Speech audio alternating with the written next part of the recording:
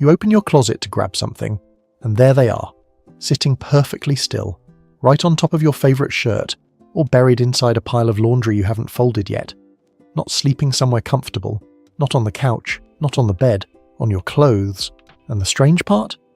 They look completely at peace, like they found exactly where they were supposed to be. You move them gently, they come back, you close the closet, they wait, you open it again hours later, and somehow they've returned. And somewhere in that moment a quiet question forms. Why here? Why these clothes specifically? It doesn't look like random behaviour, it looks deliberate, like your cat made a decision, and they did. Most people assume this is just a quirk, one of those inexplicable cat things that doesn't really mean anything. They laugh about it, post a photo and move on. Some owners get frustrated. The fur on clean clothes, the wrinkles, the faint smell that never quite washes out. They try to keep the closet shut, they try to redirect, and the cat keeps finding a way back. What almost no one considers is what's actually happening inside that animal. Because this behaviour isn't random. It isn't about the fabric. It isn't about warmth, though warmth plays a small role.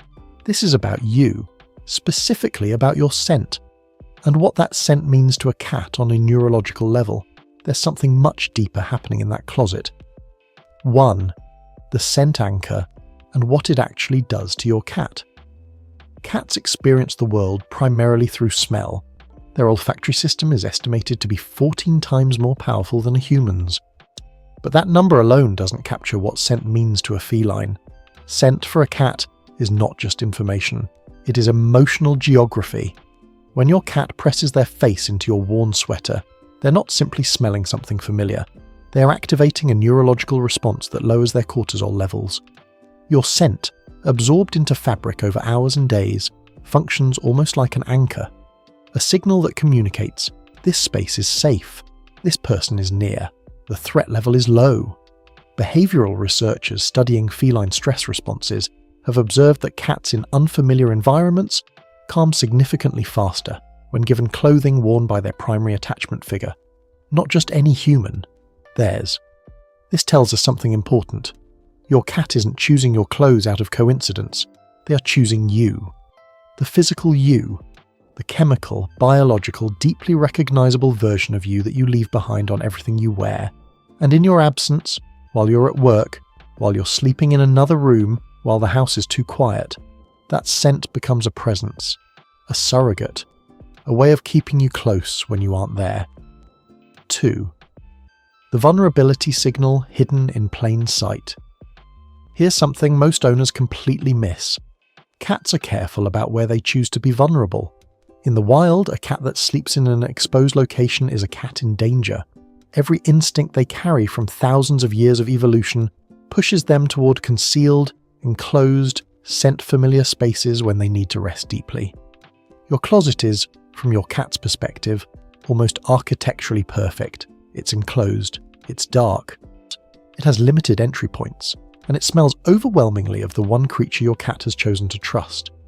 When your cat curls into that space, they are not being lazy or indifferent. They are doing something that requires significant psychological comfort. They are allowing themselves to be completely unguarded. And they chose to do that surrounded by your smell. That is not a small thing. In feline social structure, choosing where to be vulnerable is one of the most meaningful decisions an animal makes. Cats do not sleep deeply just anywhere. They sleep deeply in places they feel genuinely safe. Your clothes are one of those places. 3. The attachment behaviour. Most people misread as independence. There's a persistent myth about cats, that they're solitary, that they don't form strong attachments, that their comfort-seeking behaviour is purely self-serving. The closet behaviour challenges this entirely. A 2019 study published in Current Biology observed that cats form secure and insecure attachment styles to their owners, the same classification system used to study human-infant bonding. Cats with secure attachment showed specific proximity-seeking behaviours. They wanted to be near their person, but more importantly, they wanted to be near evidence of their person.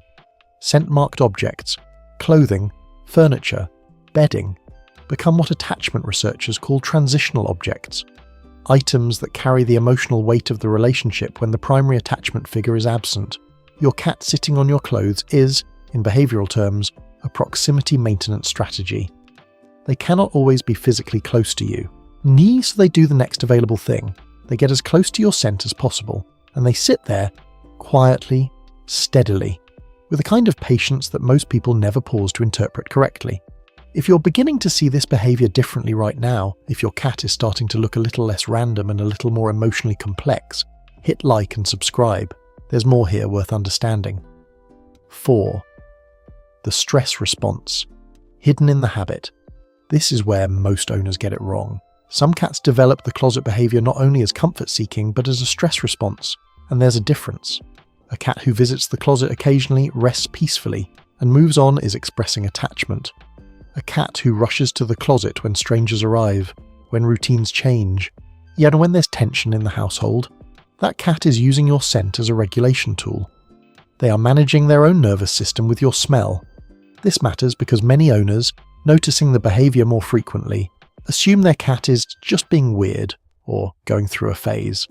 They close the closet, redirect to a cat bed, replace the behavior with something more convenient. What they're accidentally doing is removing the one thing that was helping their cat cope. The instinct is not stubbornness, it's not preference, it's biology. A cat under stress experiences cortisol elevation just like any mammal, and if your scent functions as a calming signal, which for a securely attached cat it often does, removing access to that scent during a high-stress moment creates an entirely unnecessary additional burden. The closet isn't just comfortable. For some cats, it's a sanctuary. 5. The one signal. Most people miss entirely. This is the behavior worth paying the most attention to. Watch which clothes your cat chooses. Not all of them are equal. Most cats will show a clear, consistent preference for recently worn items over laundered ones, for clothes that carry the strongest concentration of your personal scent, for pieces worn during long, calm days at home over items worn briefly and put back. What they're tracking is not warmth or softness, they're tracking you, the duration of your presence in that fabric, the emotional residue of time spent. Behavioral researchers studying feline scent preferences have found that cats distinguish not just between individuals, but between stress states within the same individual. A shirt worn during a calm weekend afternoon carries different biochemical information than one worn during a rushed, anxious morning. Your cat may be reading things about your emotional state from your clothing that you never consciously communicate to them, and they're responding to what they find. Choosing the version of you that felt safest, that felt most like home. There is something quietly extraordinary about that. Cats do not communicate the way we do. They don't reach for words or gestures that map cleanly onto human emotion, but they do reach. They reach for the spaces that carry evidence of the people they've chosen. They sit on your clothes not because they are indifferent to you, but because they are deeply, biologically oriented toward you. Because your scent is not just familiar, it is, for them, the closest thing to emotional safety they know how to seek. The closet isn't a mystery, it's a love letter written in instinct, and now, every time you open that door and find them there, settled, calm, entirely at peace on something you were just wearing, you'll know exactly what they're saying. You're home. And this is where I feel it most.